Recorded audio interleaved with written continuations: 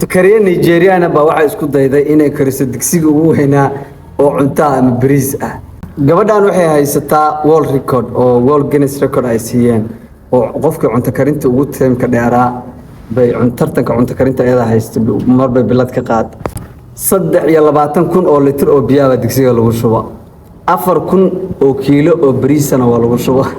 612 kiilo oo saliidana waa lagu shubo digsigaas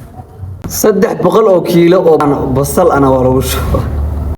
164 kiilo oo hilib ariyana waa lagu kariyay digsigaas waa lagu shubo si bariiska loogu kariyo 1200 oo kiilo oo gaasana waa lagu kariyay gaaskii dab ahaanta 9 saacadood digsiga markuu karayo dabka saarnaa oo waqtigii la cun rabay taaba digsiga dhinac ka dilaacay world record